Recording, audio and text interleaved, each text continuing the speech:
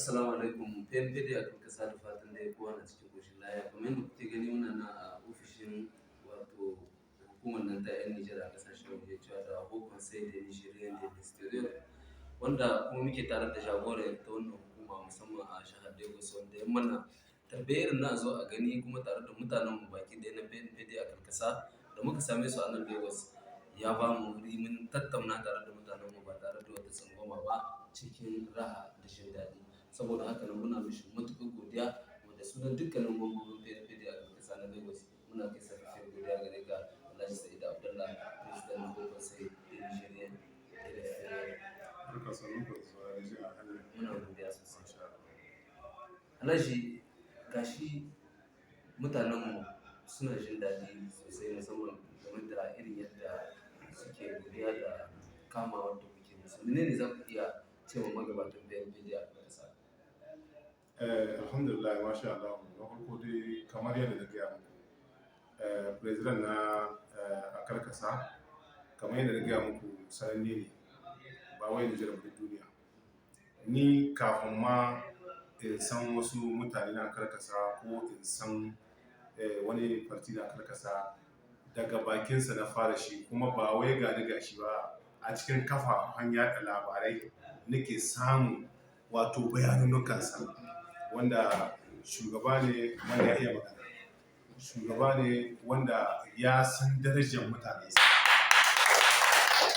shugaba ne na akar kasa wanda shi ne lokacin da ake son a yi alliance da jam'iyya mai mulki, shi ya ce ya yi alliance don me, don kishin ƙasa, kuma ba ya tashi kaɗai bane da yawon al'umma.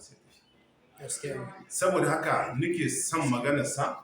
Wasu lokuta ma ina ɗaukan maganarsa a kafafen yada labarai, ina ajiyewa a wayata, ina ɗan sauraron su, dan akwai sometimes suka zo audio, wani lokaci suka zo video. To tun a lokacin na san shugaban akar kasa, kuma gaskiya ba wai dan ganin ku ni ya burge ni, saboda yadda yake son yadda yake son Nijar, yake son 'yan Nijar, yake son kuma militan kinshi na akar kasa. Kalli ka gani fa, ana iya cewa karamar jam'iyya ce mai, amma tun da Nijar ya taro al'umma su zo su duba militan kinshi a kasashen waje a Najeriya. Kaga in ba shugaban da san darajar jama'a ba, wa zai yi haka? Kenan shugaban PNPD na akar kasa shi ne jam'iyya ta biyu wanda naga suna kokarin neman militan kinsu, suna son su sami labarin yaya suke zaune, ya suke mu'amala da mutane. Kuma mutum ne wanda yake da farjinin al'umma, kawai lokaci ne dai bai yi ba, shi kuma lokaci in yayi ba makawa. Amma wannan shugaba, magana gaskiya, ban taɓa sanin sa ba, ban taɓa hulɗa da shi ba, ban taɓa hannu da shi ba, amma gaskiya yadda yake speaking magana ni ina jin daɗi. Alhaji, wani irin kira za ku ma musamman magoya bayan PNPD a kan kasa a matsayin ku na jagorori masu kula da 'yan Nijar?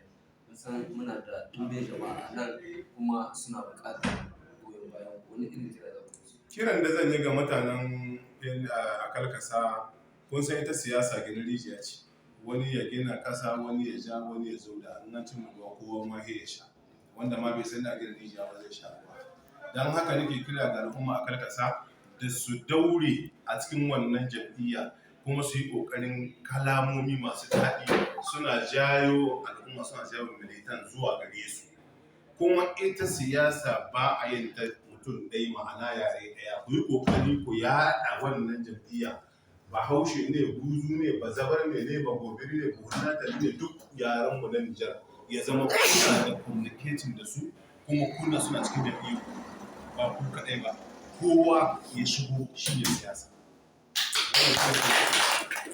Masha Allah, jama'a magoya bayan PNPD a kan kasa, kun ji sako na musamman daga President Sa'id Abdallah, kuma yau muna ranar Litinin kan mai tuya Agusta ya albasa, 13 ga watan 2 Fabrairu kenan shekara ta 2023, kai tsaye daga nan ofishin Haut Conseil de Nigérien de l'Extérieur, tare da Alhaji Sa'id Abdallah jagora kenan, muke mukuwa fata alheri. PNPD a kan kasa, bayani da PNPD mun kai kaman alhamdulillah yana ba mu goyon baya, mun kai so uku muna zo muna yin meeting yana ba mu goyon baya, yana ba mu ofis. Kamar ofisin nan ba na shi ne ba, yana mallaka muna mu yi abin da muka da ba. Sai nuna mana kabilanci, bai gani kamar mun tozarta shi, bai gani kamar mun zo mun dame shi. A'a, zai ce wannan naku ne. Ya zai nuna ma kamar namu ne ma fiye da nashi. Wallahi Allah ya saka shi da alheri. Irin haka nan ne ana so irin dottijawa irin waɗannan. Allah ya kara musu albarka. Allah ya saka mishi da alheri. Ƙarin bayani akan ofis na Hokon sai. Ofis na Hokon sai lalle na Hokon sai da ma Hokon sai ta kunshi 'yan Nijar. 'Yan Nijar. Ƙungiya ce ta 'yan Nijar ba ta ɗan Nijar. 'Yan Nijar kenan 'yan Nijar ba mutum ɗaya. Duk inda ƙabilun Nijar suke to ƙungiyar su ce. Kana cikin kayan rijista ba ka ciki in dai ka tsallako ƙasar Najeriya kana cikin Najeriya to kana ƙarshen wani umbrella ta Hokon sai. In kuma ka zo nan cikin Lagos ko ka rijista a Hokon sai ko ba kai ba in dai kai ɗan Nijar ne to in ma ba kai ruwa da mu wakilan Hokon sai ko shugaban Hokon sai mun yi ruwa da kai. Saboda haka nake cewa ofis ɗin 'yan Nijar ne kuma duk wata siyasa da ke nan Lagos tana da inci ta zo da ya taro nata na fartinta. Duk wata siyasa. Ni ba ni da nan ko nan ko nan ko nan wanda ya zo shi ne nawa. Wanda duk ya ga yana so ya yi mitin a nan wannan ofis na 'yan Nijar ne dalilin 'yan Nijar aka kama shi. In ka zo nan ka zo Nijar. Ba wai ka zo ofis ɗin ba ko ka zo ofis ɗin wani a'a na 'yan Nijar za a ci.